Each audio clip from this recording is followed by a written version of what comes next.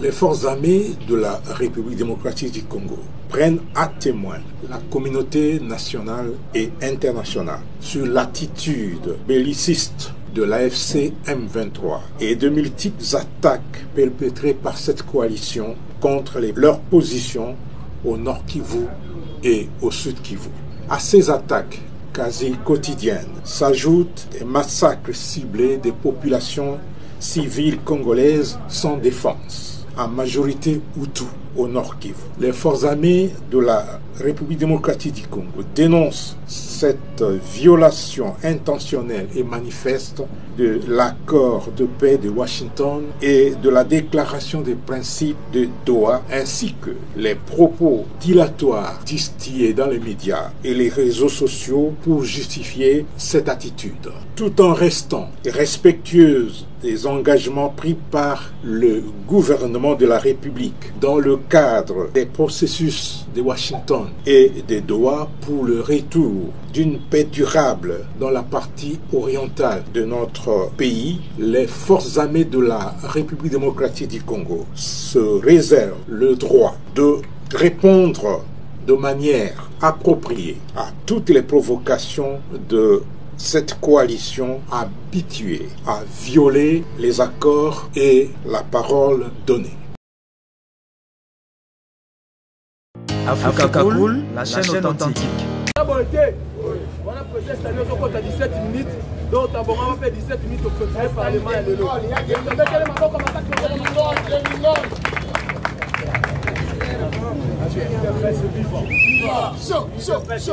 Viva!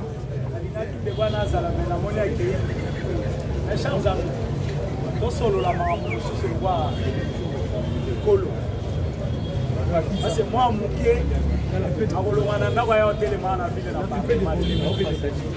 des fois na quartier to vanda des fois na veni to vanda ils ont kuta batata mikolo peut-être bato ambongo bazo respecter respect na ba ebike ba oyo bato bazana pouvoir mais soko continue à profondeur et à pouvoir mawa nazolo ba bien mawa soko moni peut-être à lati moi tricone à lati boy na ba propre fort na et aujourd'hui ce qui tozali kovanda ozolo bakeno ba président na bakomi kosala ba émission bazo sala boy ndeko bafuta ka banda bazana posa ya kolata bazana posa ya kotangisa bana na bango pe classe biso batata na bango balobi totanga te mais fallait totangisa ta bana mais oui bana bazala ndenge bona biso te bongo te oui.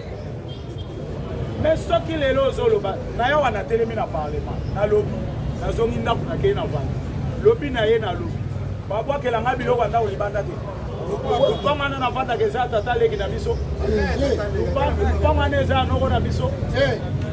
Et si je veux vous dire quelque chose, que ndenge na telemi bo, peut-être na bozala na wanda ko ya 6 mois. Soit si ko 250 passer c'est ça li combien? $1,500. Nana opesa ngao.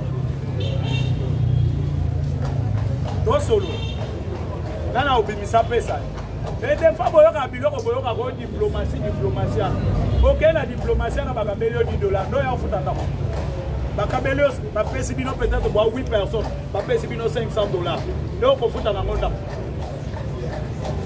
mais nous sommes dans monde ya ko créer un président trouvé bon que na les gars na émission ba pesi na 50 ans ba pesi na 60 ans ba pesi na 20 ans na sangisi bana balie fuku. Est-ce que bazo sala mabe? Parce que ba moni ke ndenge to ya ka koloba mes chers amis. Mutu moko te ba kenda ko recruter na ndako ya koloba. Azati. Donc tout le monde ba ka koloba na volonté na bango. Sans matricule. Ndenge na zolo ba boye na volonté na. Lo ndenge na ya kanga moko. Na koloba pe na tigi lisusu. Ezala carte moko ezala carnet moko bacha kanga présence chaque jour ezati. Parce que ce que ezalaki il fallait na banda ko bénéficier na. Est-ce que vous savez que herba zuko bazuku kaf batonyo so bozo mona même soit disant des communicateurs à union sacrée batonyo so bakanga bambanga na bango. Oui, mais sont de tikala au four au moulin. Prenons exemple que M23 ba commandé na Kinshasa. On a okima ogenda Bon abraza to betaka déjà mutu abraza ba yebi bilongi na biso bazana ba vidéo na biso ba service na bango bazana ba photo na biso ole oki moketa IDPS viva Angola olonga ti okoma matati kokokende na moyen nini na makolo mais faut futa mutu kati siko ya kofuta mutu ka ozango wana mais bali abo ma biso alukwa bantaba totambolaka sans sécurité mawa bamususu bazolala na baporte ya mabaya ya mutu ayeboye asotele porte panzana koteli oyo na ndako comprenez le fait ya koloba oyo barisque tozoparcourir tika opesa bango chemin président est-ce que bozoyeba barisque tozoparcourir ebele mayele yo wana azokomona akongoli asangisi ba 1000 francs akangisi yango ambale sikoyo tolobake bambongo tozwakana topesa bacameraman te baprésident to bandokamula tozwa combien 500 13 000 francs mais il fallait tosala que oyo bazali komonela biso na baquartier wana oyo bazomonela biso na baveni to reflete yango ata mwa moke to reflete yango ata mwa moke nyonso wana eza ke tozopesa pouvoir na biso kwa ere bazomonanga stali peut-être na bimi na veni nazokende babini omoni bato ya Tshisekedi nde balataka soki ata 100 fois ya Tshisekedi natikala olia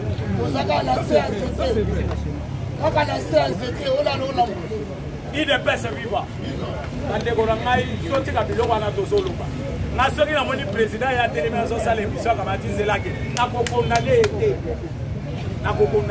bafutaka ye te bakondanaka mutu place yake il vient azwi mais azosalela oyo azozwela te mais lui ne touche rien asalaka ngo na volonté na ye koluka information c'est de l'argent méga il faut soma méga otia na téléphone et na YouTube ou bien na ba réseaux sociaux soko zoluka information okotia méga ya 2 militaires okotia méga ya 5 militaires eza na ba président azozwa $20 atie méga asali na moka 7 jours récit 5 jours récit aza obligé atia lisusu oya oloba makambo abia we biso IDPS vivant. Président Loba, président. IDPS vivant. Chers compagnons d'élite. Donc, il y a des informations. Boyoki Oliva dans ma camboalobi ya Tanganyika. Mais ceux qui va congolais tous obéir dans ma kalisi musika.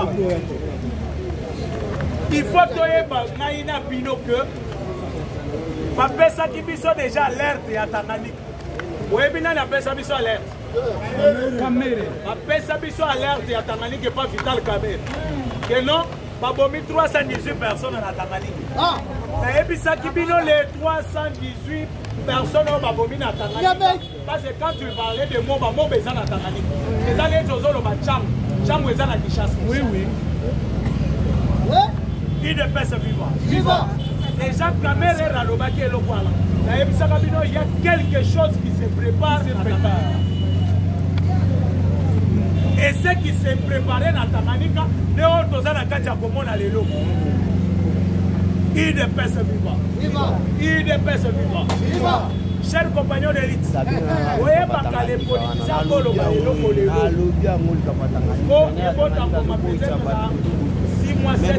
oui, oui, raison na ezalake, na lobaka. Mais boyoka kate. Pour Azara déjà na raison en avance. Kamere c'est malin. Très malin. Je vous dis Kamere c'est malin. Et Mouda Azalaka très malin, Azalaka. Très dangereux. IDPS vivant. IDPS vivant. Chers compagnons d'élite, awa tozo solo la rabino. Kamere akendaki en France. Est-ce que tu es là? Nous avons ma position à Kamere. Nous solo là. Pas Congolais belé boye. Pas qu'on profite de ma chérie Bissopesi. Pas développer bateau ça la soki balingi kocha. IDPS vivant. Viva. IDPS vivant. Viva. Chers compagnons d'élite. Awa tozo solo la bino. Awa tozo solo. Ba Congolais belé bazo ye bateau. Les bateaux à mani bloqués na Tanzanie. Et s'est retrouvé à Tanganyika. Pas maté. Parce que bateau bakanga ki bateau na baza ba commando buminde. Et air bateau les kaba repérant au baladi bakani. Le lenge bazalaki déjà pembeni à Tanzanie. Ba pousser bateau tina à Tanzanie. Bateau eza nani bateau eza à Kabila. Plein na mindu. Mais air ba fongoli bateau na kati ba contrôler ba moni mindu. Ba bengi gouvernement à Kinshasa. Kinshasa ba yebisi ba mobiso to sombi mindu ki te na bateau. Ba kangi bateau. Il faut maintenant se poser des questions. Nani appelle si ordre sur le bateau et le Tanzanie et yana Tanganyika. Parce que ce que n'est pas tout le monde qui a autorité et va venir un chef de l'État. Au cause de la numéro, mais tu n'es pas autorisé à venir. Dans tes personnes numéro, il y a chef de l'État. Les kata kobibam. Vous avez suite dans la prépa. Ce n'est pas tout le monde qui va venir un numéro chef de l'État. Parce que réseau un numéro chef de l'État. Appelle na yo zo sal. Bazola na maramuto zo yebisa mokozi. Message na yo koko. Bazola na. Mais une fois ba moni numéro moko et banité. Et puis chef de l'État. Bakola de la numéro na ba eba pour pas zo bi chef de l'État. Et plupart des autorités bazoka ba risque à la tête. Bon, ata bakangi yo bakotuna o bandaki ko bipele nini ote na lingana yebisa eloko bo okoyebisa eloko bo en qualité de qui ata oza ministre ozana droit ko benga chef de l'État bibengela te et maintenant lolenge bato na baye bisika bakendaka ko négocier makambo wana bakendaka na komba chef de l'État alobi boy. Et chef de l'État, le présidence. Chef de l'État, et c'est comme ça que les ennemis de Zoé Sabino, tout autour du chef de l'État, vont fonctionner les bons mots. Chef de l'État. Chef de l'État, lobby. Chef de l'État, sale. Et on va libérer bateau. Na Tanganyika. Et na Zambie. Bateau et Longwe. Et na Tanganyika. Et si comme Minduki na bateau ya Kabila et na Tanganyika pour ça la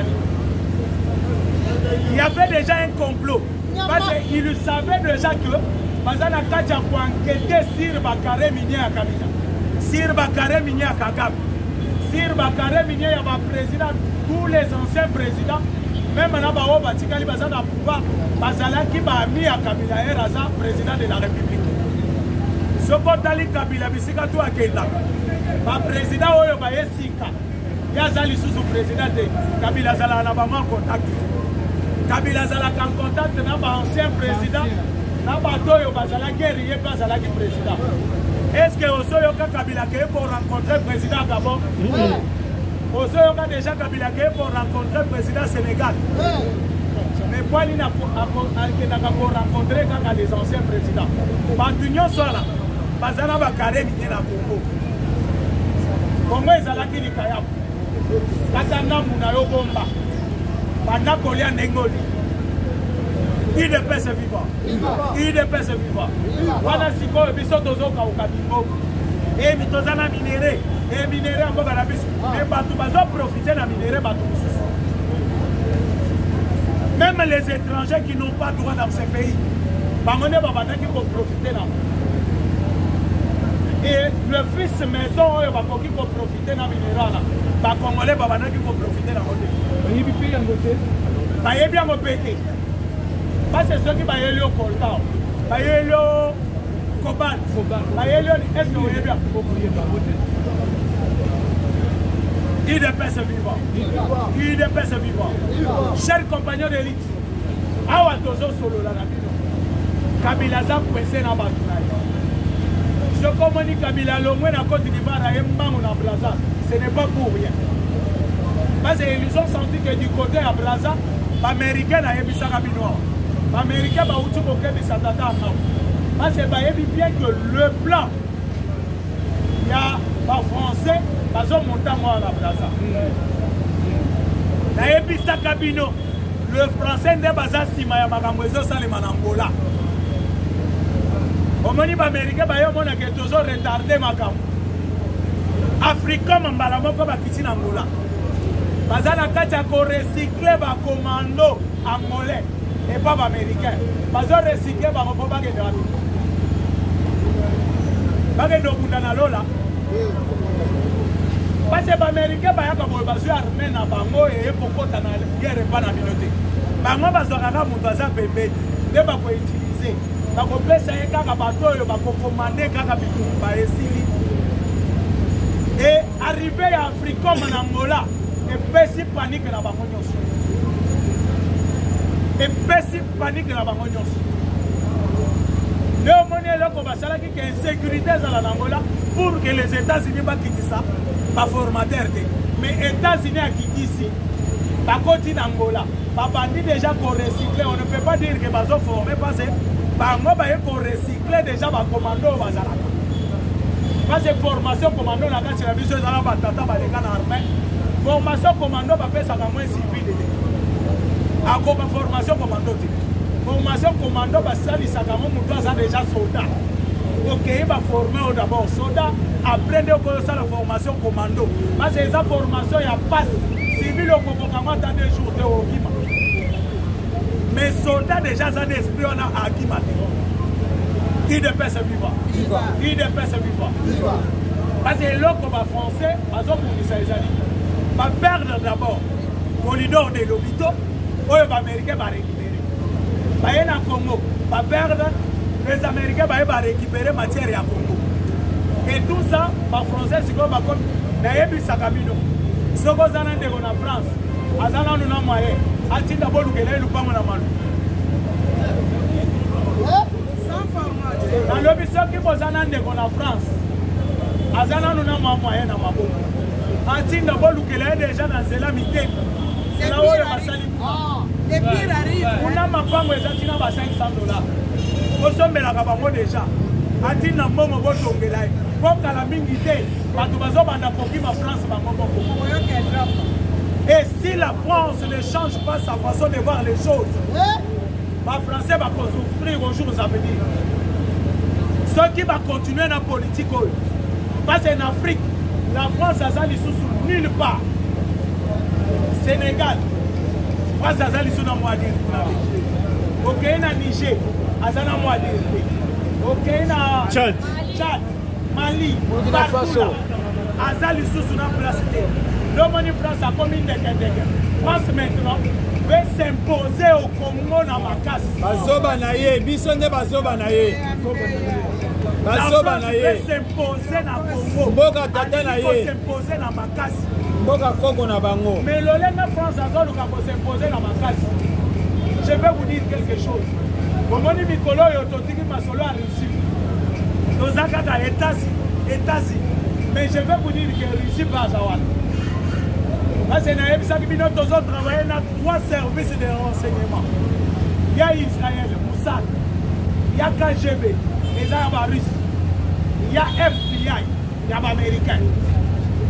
Dans le monde politique, il n'y a rien pour rien. Et nous avons dit que nous avons fait après, il faut que intérêt. Na ebi ke nalobaka na tongo na fin du mois na $100 000. Et qui peut faire ça? Celui de PES. Ce n'est pas Félix Antoine Tshisekedi Tshilombo, c'est lui de PES. Ngana yebisa kabatu ngana zala communicateur ya Félix Tshisekedi. Moi je suis communicateur de lui de PES. Parce qu'il n'y a aucune ordonnance où yebibisanga communicateur ya Félix. Ça sont des flatteurs, des mandats. À combien pas maintenant? Je suis le communicateur des chefs de l'État. C'est du n'importe quoi. Les communicateurs du chef de l'État est nommé sur l'ordonnance. Moi, tu vas me dire quelle ordonnance est un communicateur du chef. C'est le trafic de l'influence. Oh, plus loin. Je suis le communicateur privé du chef. Est-ce que tu sais ce qui c'est un communicateur privé? Donc Félix Abadi, un communicateur privé. C'est du n'importe quoi. Ce sont des voleurs, des mendiants, des escrocs. Moi, je suis communicateur de l'UDPS. S'il s'agit de me récompenser, c'est l'UDPS qui va me récompenser. Le chef de l'État à Kosoa, Abenina Stani, oui, il peut le faire à son chef de l'État. Mais normalement, il faut tous aller récompenser par l'UDPS. Le chef de l'État a encore récompensé Congolais Nyos. Congolais Nyos. Azala ya PPRD, Azala ya MLC, Azala ya Palou. Tant qu'il est congolais, le chef de l'État est là pour tout le monde. Oui, oui. Et c'est pour cela que j'aime un peu accentuer sur ce que Olivier vient de dire. La base de notre malheur, c'est l'UDPS. Et sachez bien qu'après le pouvoir, est-ce que l'UDPS va exister encore? Point d'interrogation. Parce que dans un monde, Félix, oui, mais après Félix, ça sera qui? Donc on va dans la vidéo de l'homme, on a vu ici pour vous. Parce que dans la vision, on a choix. Donc côté, donc au gars, donc au bel, mais à côté. Donc tellement pour la Sama Lukonde, à changer, à Yébissa Bisso candidat na Sam, na Sénat, à Tchapé Sam. Mais l'UDPS est en train de se distraire, non? Bateau est parti.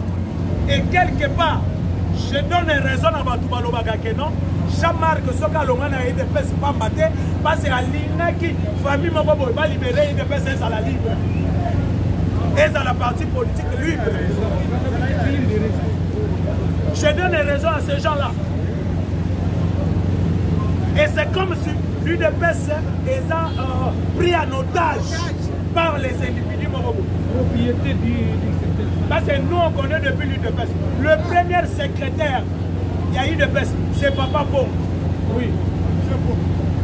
Si vous ne les connaissez pas, aujourd'hui dans la force du progrès, nous avons un monsieur Babenganaye Mukato. Mukato, pas comme un Mukato, il a eu à gifler Papa Pong devant les gens.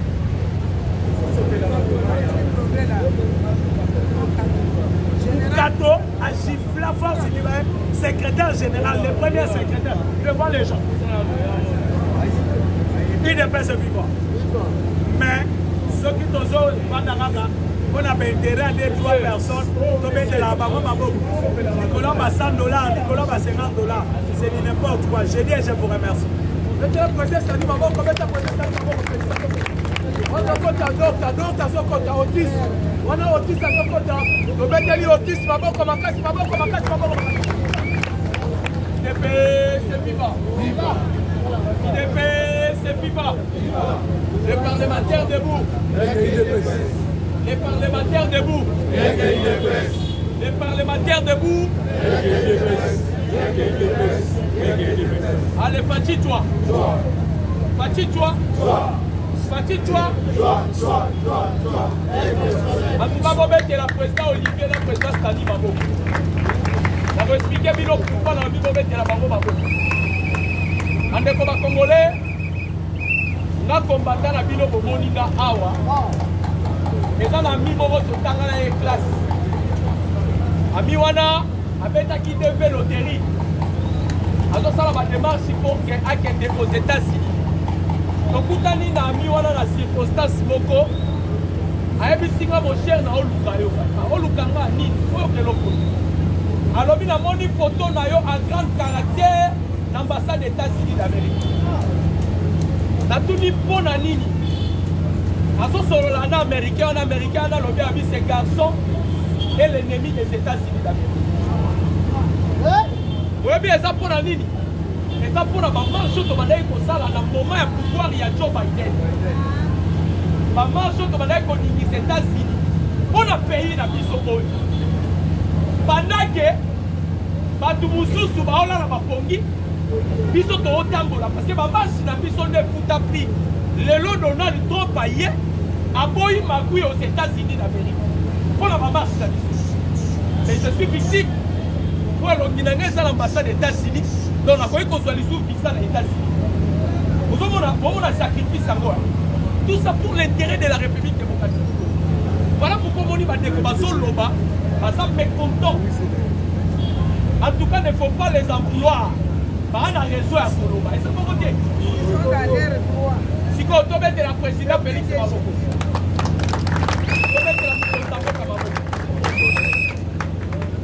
On ne cesserait pas la Koloba, Madame ou la Moukosambo. Et ça pour dire. Vous voyez pourquoi on a mis tomber de la présidente Félix Maboko. Joseph Kabila, la pouvoir naïe. Kabila, tu as mis Saramino. D'abord, quand il y a un pouvoir, c'est là qui vengeance, il y a Paul Kagame, la Kabuta Museveni, le peuple congolais. Par rapport, il y a Makambu Mobutu à Salé la Bango. Homme Mobutu à Salé qui homme fort, homme puissant en Afrique. À qui vont commettre erreur. Les Américains m'ont fait ça qui m'a Congo dans ma boca. Mobutu a fait ça la erreur. On lui voyait là Jacques Chirac, à quel qu'on soit Congo a fait ses pas français. C'est pour cela les Américains les maquiller par le Congo.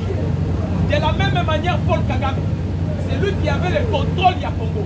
A vu Congo, à zone ici dans le Congo français, c'est alors que les Américains ont décidé d'écarter Paul Kagame. Maintenant, le président Félix Aye, Adeko, Kontamboka a outil pour récupérer 600 sites d'exploitation minière. Combien de la norme Kontamboka Maboko? 600 titres d'exploitation minière Rwanda. 200. Il y a Okatanga et il y a Paul Kagame. Les seuls mis des réseaux pour Moni Kagame à Gemba ou la France. Joseph Kabila 3 jours na Congo Brazzaville. À Kepa à Sassou Nguesso. Le continent Boumer a révélé. À ça pour influencer Sassou Nguesso. Sassou Nguesso a sengé la yé par Mukontamboka. Passe à la dialogue inclusif. Chef de l'État, Soki Osali dialogue, il y a Bassango. Dès qu'on s'en a danger. Parce que, qu'est-ce que le président Félix a fait avec Martin Fayou? Martin Fayou, nous devons dire Azalaka versatile. Batbansi Marake. Les lois avaient gagné l'opposition pour votre information. Quand il a besoin de récupérer, de la question qui a avalé la politique. Yo ça la politique à chaise vide. On sait la politique à chaise vide devant Tshisekedi. Je ne vois aucun opposant qu'on peut l'égaler devant Tshisekedi. Le président Tshisekedi est incontournable. Là vous avez dit que les Américains ont sali statistiques que nous avons vu des hommes politiques. Mais politiques au Tshisekedi ont ça. Mais deux fois, même un gouvernement au Kontabo il ne faut pas juger Tshisekedi avant le temps. Asa imprévisible. Pour Kontabo Kassi pendant la cave. L'objet boyebi qui est réunion Salaki. Il y a une sacrée. Pour Kontabo Kabenga qui est membre et président il y a une sacrée. Derrière tout ça, on a Vital Kamerhe écarté pour toujours. Et puis, les jours de Kamerhe à l'Assemblée nationale sont comptés. Pour votre information, les jours de Kamerhe à l'Assemblée nationale sont comptés. Dans le Biboye, papa, on s'en fait la famille. Dans le Biboye, lobby, pour d'abord, qui n'a présidium, il y a union sacrée. Je vous informe, Kamerhe est écarté pour toujours. On ne parlerait plus de Kamerhe, la présidium, il y a union sacrée. 1, 2, 2. Puis le témoignage, il y a Christian Tiwewe. Kamerhe a été informé sur le coup d'État. Ayebakina jour, Ayebakina air. C'est ce qui a fait que Kamerhe a créé qui voyage de Emmanuel Macron avec un coup d'État sans ressemble à la cima. Et à la case à la innocent. Dans le Binabino, Bajou, il y a Kamerhe à l'Assemblée nationale sans compter. On doit parler maintenant sur le tweet d'Yeri Presse. Parce que lobby, Paul Kagame a utilisé son rôle. Na Katogota, na plein Yerousis. Drone na Esali Babeti, c'est ce qui a poussé Bawazalen de lobby na Moulungu. Ils ont frappé l'ennemi à un niveau que vous ne pouvez pas imaginer. La place Tito, c'est la non Black Water. On demandera au président Félix c'est qu'il dit de doter les Ouazalais. Avec les Ouazalais, voilà. On peut libérer comme un cap. Sans doute. Bien parlé. Bien parlé. Donc. Pourquoi le Zolo Babongo Kagame a insulté Donald Trump. Hein? Oui. Kagame, il continue de violer les cessez-le-feu. Mais jusqu'à quand on doit continuer à regarder contre Kagame? Herman Cohen a émis Sarabiso. Alors, il conflit ça entre la République démocratique du Congo et le Rwanda. Et en allant au Rwanda qui vient de, si ce n'est que la guerre. Les jours où Kigali sera touché, les jours où Rwanda sera touché, Paul Kagame a dit sur ma bêtise dans l'Est de la République. Jusqu'à présent, ceux qui vont continuer pour le moment, parce qu'il se sent que dans nos civilité, il a été frappé sur les sanctions économiques. Bien que l'économie rwandaise, il y a des pressions sur des pressions. Il y a même l'inflation monétaire. L'inflation monétaire, quand la monnaie locale perd sa valeur, c'est ça ce qu'on appelle l'inflation monétaire. Donc, à Toto Marabino, il gagne les gens, on fait 6 mois. Donc, Kagame, il commence à faire n'importe quoi. Mais, dans le Bakambo, une fois. Et puis, ça a mis nos mains. On dit Bakambo sur les calambos. Et sur les Congolais. Vous allez comprendre que Zambo a Kelly l'a fait beaucoup. Zamba, c'est invisible. Ce qui représente Dieu sur terre et Zalakamou. Et Dieu travaille que l'ambassade est la Kamoukou, Kakaboko. L'ambassade est la 5 à 6 personnes. L'ambassade est la Kamoukou. Et lorsque Dieu utilise une personne, à peu ça y est ma potentialité. C'est ça la mission par laquelle le président Félix Azalango, c'est un instrument que Dieu utilise pour la délivrance de la République démocratique. Amen. C'est un instrument que Dieu utilise pour notre pays. Amen. Joseph Kabila, pendant les jours, a se supplié mon compte. Mais pendant la nuit, Moïse Nyariga nous a révélé qu'il y a qui réunion à Kigali. Réunion à l'objectif.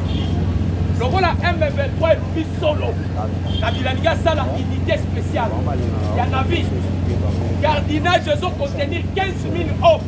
Et les 15 000 hommes avec des armes. Si comme on a compagnie à gardinage, dans ma frère Midouki.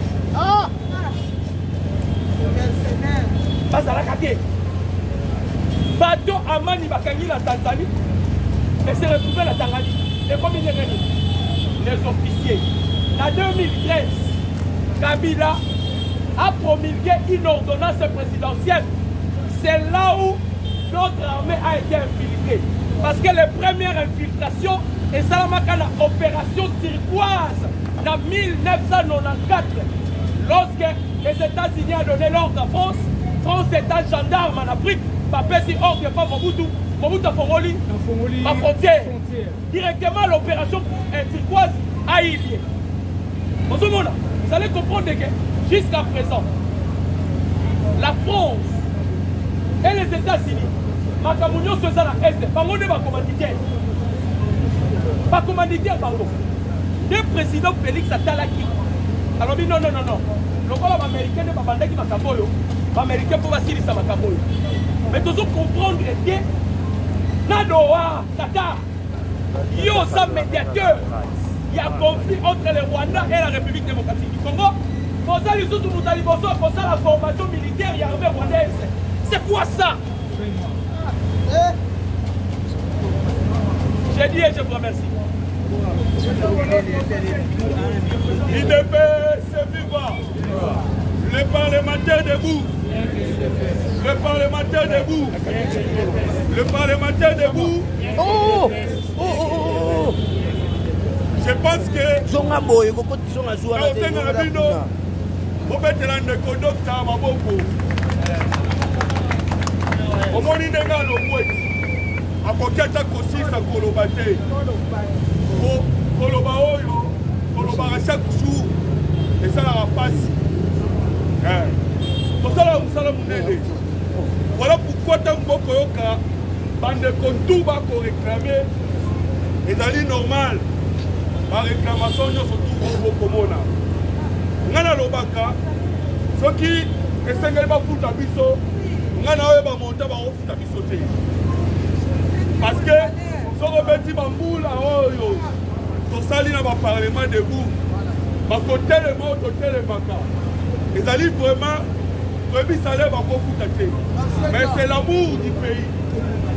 Yaloba liboso etindikaka biso eza bolingo mboka ide mpe se viva nakobeta biloko ya lisolo moko esote ke okomprendre situation ya mboka na moma oyo ezali nini ide mpe se viva partout kombata kendaka batunaka ye sikoyo toza wapi yango wana na mwa 5 minutes nalinga nalokota oyo baninga balobi mpona yebisa yo toza wapi.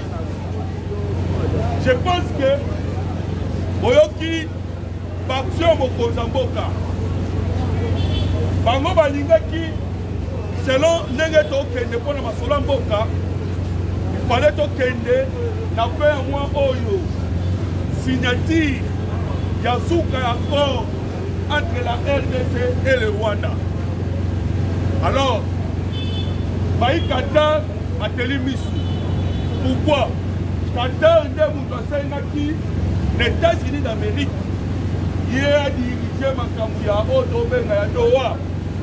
Qatar a télé pour Trump, je pense que mon camarade Trump, Trump a tiré le côté à M23. Nous avons donné Trump dans la caca. La RDC est en guerre avec les rois. Le Rwanda, M23 y a bien monté. M23, M23, ils allaient Qatar, ils allaient Obasanjo, ils allaient Paul Kagame, ils allaient Sassou Nguesso, ils allaient Sud-Africains, ils allaient Camerounais, ils allaient Gabonais, Naïbisayo. Au point de Tangini, c'est voilà. Que Bango ne va pas M23. Mais l'Amérique a lobby, Toloba Trump a lobby à Yebi Bamoté. Qatar le col à son baka or, et pas la Paul Kagame et Nagasabo.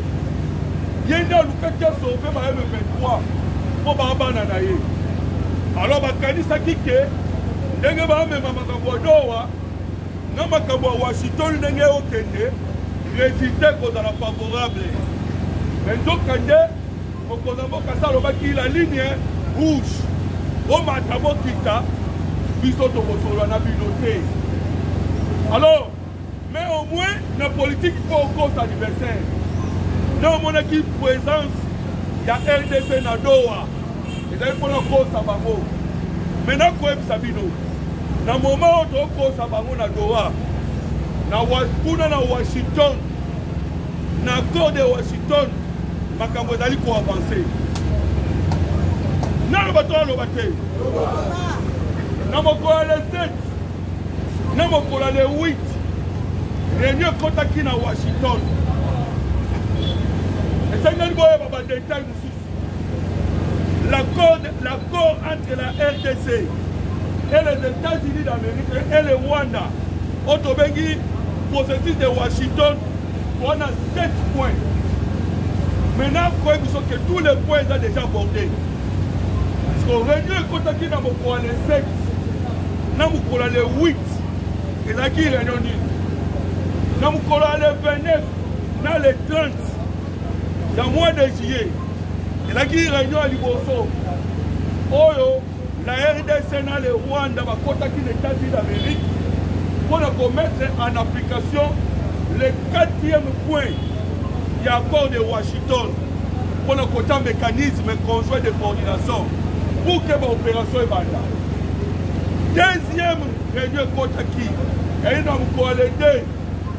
Réunion de Kotaki dans le comité mixte de vérification.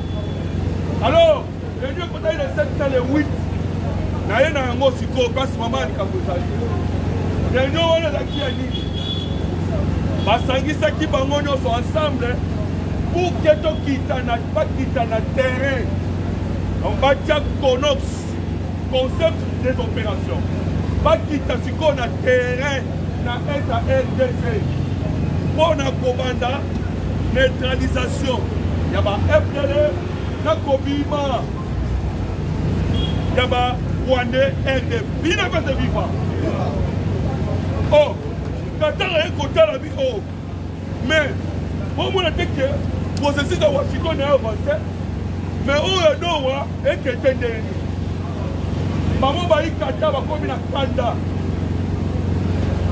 auti koyoka docteur auti koyebisa bino que formation militaire entre Qatar na Rwanda. Je pense que boyokaki déjà visite Rwanda, il y a Paris Saint-Germain, ma prolonge Kiango. Mais à Bayern des minutes, bakati to bakati. Alors comprenez que Qatar a oki kanda. À mon lieu de que tu sais que d'asani a roulé bango. Pokuna Rwanda déjà dans le moyen contre la M23. Rwanda a Lucas sécurité, Rwanda a Lucas sécurité. Par exemple, M23 va y baser ba Congolais non? Ba Congolais to ba Congolais.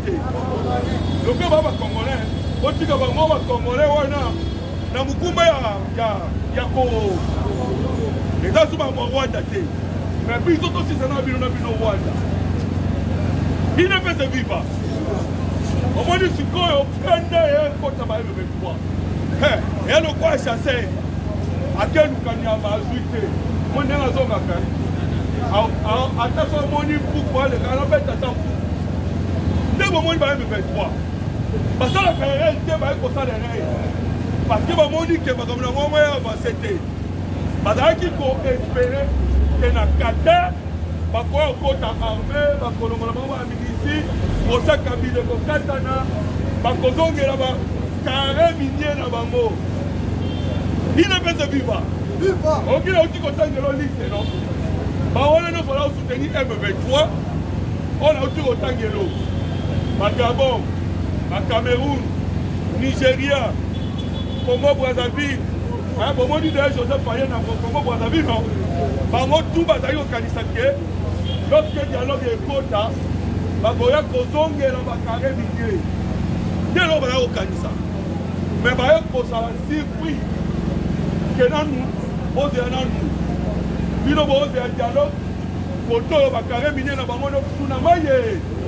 République démocratique du Congo récupérer à Tassani. A récupérer Bango Batrali Kidiba.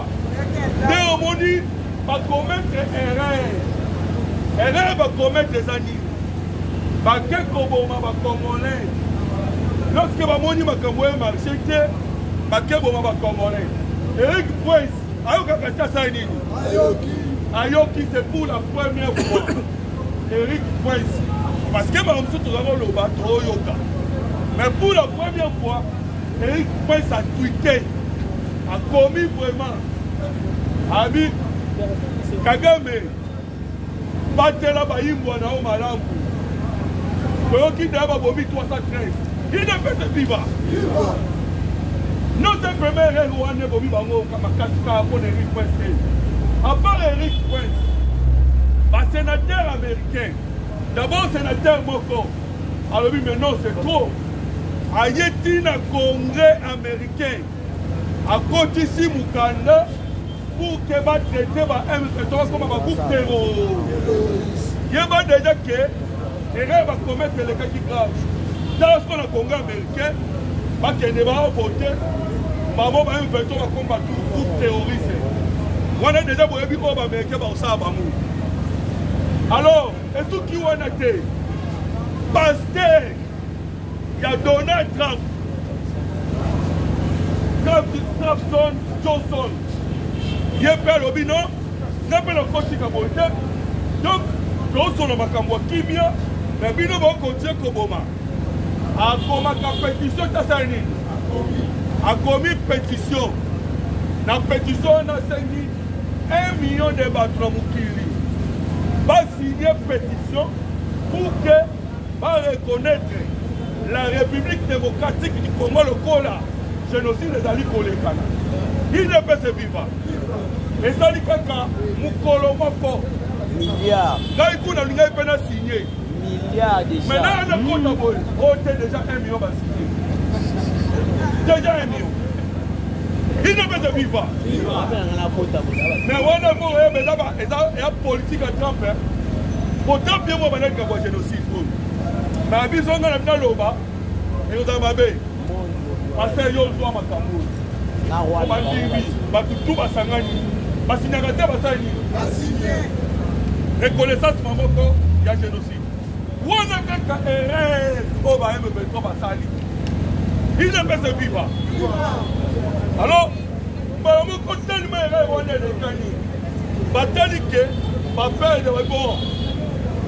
le point Tshisekedi abotoli biso bakare minier oyo tozalaki nango kuna loko mpe masolo ngo esimba te po biso mpe tomoni tokende na biso mpe sudo wango mpe te tobanda na biso kaka guerre mais oyebi ke bayebi mpe tobunda guerre apapamba te parce que eza bakakagame wana nsima soki omoni baabunda guerre c'est-à-dire na nsima baovize baminere nde omonaki bayaki na walungu mais objectif na bango ezalaki Shabunda mpona nini parce que Shabunda nde place oyo minere ezali biloko bobotoli biso bandeko il ne peut se vivre oyebi opération Tshisekedi nabetamina bino lisolo wana na ebitazosa waekwa opération eza ya combien on a récupéré plus de 600 titres miniers pas bakare minier oyebi sikoyo 600 titres wana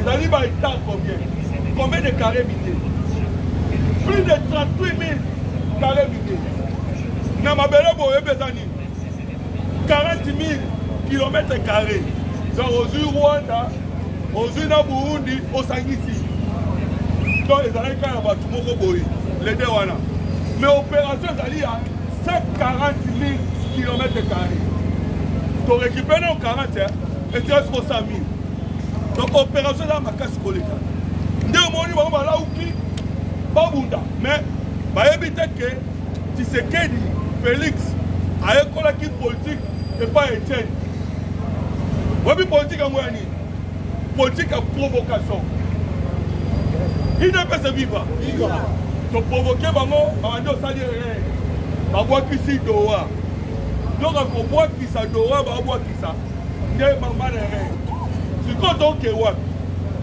loko bango babike baoke dowa te loko bango basali babuzobo basali déjà oyoki Eric Prince ndenge alobi déjà sur la descente déjà alors descente wana ezali kaka commandement parce que batroupe bazalaka déjà base ezali na Bujumbura base mosusu ezali na Uvira lobi baosala erreur bazobendana ezali politique botika bango bapusana mais la tête ezoyela bango mutu moko yebisinga te bino baoloba kaka tête oyebi ke Iran asalaka balolendo même temps ayebisaki Poutine lelo oyo Poutine asotoasola te grande puissance akende alaska to akende akendeki oyebi ke bahamas oyo bazala na Israel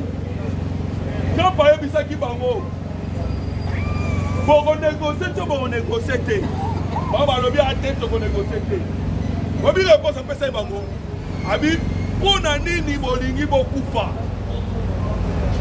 alors bato bazwa marché lobi deya boyoki deja ke américain moko aseponte ono azoya kotonga société na ye ya électricité na niveau ya wapi na niveau ya lac Kivu aotanga na lac Kivu boyoki deja mpe ke ya des américains oyo base positionner pour ke baya koinstaller leur usine na Rubaya eza wapi lac Kivu eza wapi alors il faut comprendre que baaméricain baaloba biloko wana so tupamba te problème ya États-Unis d'Amérique na problème ya Congo eza nini bakongole sike esengeli botika kozala moto topesaki Kagame 90 jours parce que rébellion makasi nango ezaka base arrière nde makasi ya rébellion soki ozwi boye rébellion olongoli base arrière bito bapesa nini esili Sabimbi ye wana anaye na soutien Mobutu ntango Mobutu alongwe Sabimbi alongwaki to alongwaki te alongwaki Sabimbi akoma eda na 40 000 hommes mais 40 000 nyonso tu wana basaki elongo alors bozala presse te topesaki na Paul Kagame 90 jours le M23 batomboka déjà oyoki awa Stania Utolobao nous sommes déjà en collaboration avec les services de renseignement américains en relation avec les services de renseignement russes et israéliens et la force y a armée et dans le renseignement puis on doit aller dans le renseignement est-ce que va M23 va alors on va comprendre ça qui va polobi tolemi va appel ah vas-y boye ah va comme boye et là au bon côté tokobeta bango pe to gagner merci beaucoup. Ils ont appliqué maintenant 2 plans. Le premier plan est le plan il y a Tanganyika. Le deuxième plan est le plan il y a Uvira.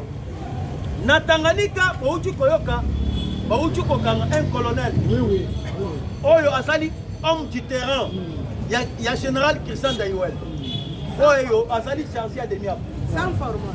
Comment ça fait-il bateau et cela qui bloquait na Tanzanie plein des arbres plateau ya nani ya Kabila parce que son hôtel Tanganyika na Tanzanie et là ekaboli bango sekaka mai bateau wana est pour traverser route na Tanzanie et traverser se retrouver na Tanganyika mais tandis que bateau wana cela qui bloqué par les services de renseignement militaire na kati ya Tanzanie yango motango ba kolandela soka muto pesa ko ezali ko bengi colonel chaque garçon qui nous chaque wana oya sali rapproché ya on devenu Christian Dayouel batie mabo on avait déjà tout préparé pour que ça devenu Tanganyika lelo tango bosali koyoka poto lemi Fachi abeti mabe comment est-ce que osali komisa un gouvernement il y a 53 postes ministériels mes chers amis qu'on soit clair quand même lelo na moni na communicateur moko basobenga yeso kubenga. Il faut le courage parce qu'il faut s'intéresser auprès du président Félix Tshisekedi qui a démissionné. Mais ceux qui ne l'ont pas fait, le 2028 accueilli. Mais qui va remplacer Tshisekedi? Point d'interrogation. Dans le même boy, Inde, et ça dit 4e pays économique au monde. Si on a un gouvernement de Bango, c'est composé de 71 ministres. Ceux qui ont na Nigeria, gouvernement de Bango, c'est composé de 58 postes ministériels.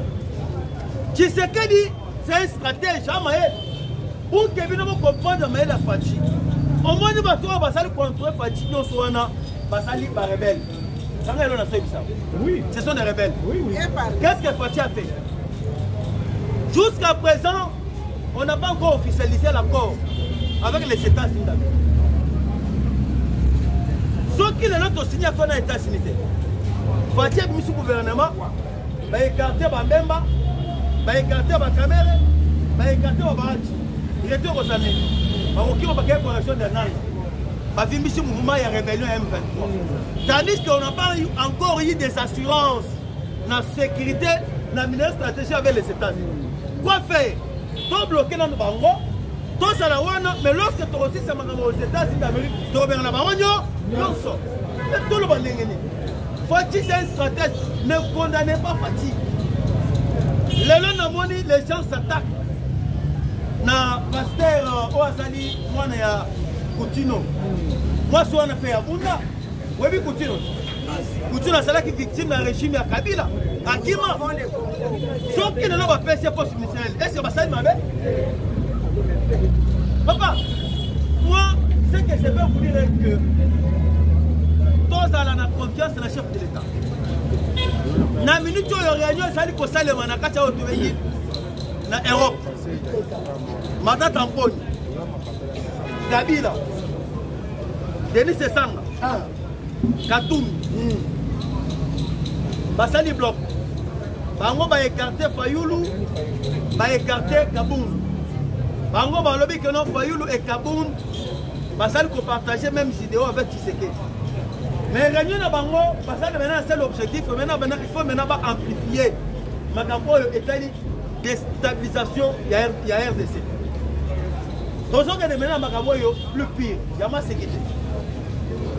La scène n'a pas tata mon consambo à vigilance c'est ça là, na Qatar. Avant que tout l'objet de ma Qatar. Voyez moi de cette minute oyo, le gouverneur Kiaboula a été auditionné à la CNS. CNS qui veut dire Conseil national de sécurité. Ba auditionné Kiaboula, gouverneur Yalubumbashi. On a trouvé que Kiaboula était en contact permanent avec M. Joseph Kabila. Kiaboula était en contact permanent avec M. Corneille Nantes. Lorsque Baouti s'est auditionné Kiaboula, Yalubumbashi, na CNS, ba bloqué et out. Ba tchèque Kiaboula na résidence surveillée. Ba lobby que Kiaboula a communiqué jusqu'à la nouvelle ordre. Et jusqu'à ce que vous fassiez l'enquête et aussi là. Sauf que Kiaboula c'est qui déjà dans les copains. Ba tout ma belle, ba côté qui déjà dans Lubumbashi. Je vous dis. Parlez. Ce que Moni a dit naïe. Vice-gouverneur Martin Kazembe. Martin Kazembe qui était déjà dans Lubumbashi. Accueilli pour Tambola dans la frontière rebelle. Kangi pena batu amabe déjà la ville ya Lubumbashi. Et pas Martin Kazembe. Martin Kazembe a sali fils maison ya IDPS. Fils de Lobakiao. Jamais Boroti Katanga Kolosi Tanganyika ça la gérer pour pas perdre non. Vraiment. Non Lobaki non il faut Katanga ça la paye diriger par Moutou IDPS. Ceux qui ne l'ont Moutou IDPS ça la tête comme vice-gouverneur.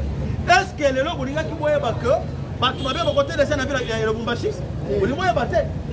Maintenant, t'as les lots. Parce que vous retrouvez ma gambe belé.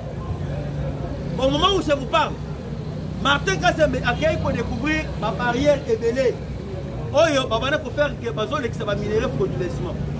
Et pas Kiaboula. Papa, Moutoua Kabila, ça n'est pas Moutoua Kabila. Un peu perdien, il est toujours un peu perdien. Il y a moins besoin de l'objet boy. Dès que Katan est sa bongo, Tosengi n'est pas un chef de l'État. Martin Kazembe mérite bien. Et Sengelia, ça peut confirmer comme gouverneur titulaire. Parce que dans la minute où on a ancien de l'air, tu ne peux pas jamais, tu ne peux pas perdre pour gérer le Sukatanga, à gérer l'automobile Kolosi. J'ai dit, et je vous remercie. Merci. On continue toujours la même formation.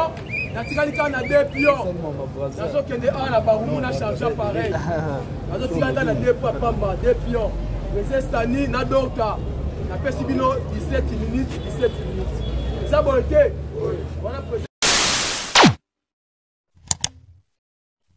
Africa cool. Et abena cool. Africa cool. Abena cool. Le quoi cool matopi. Après toujours.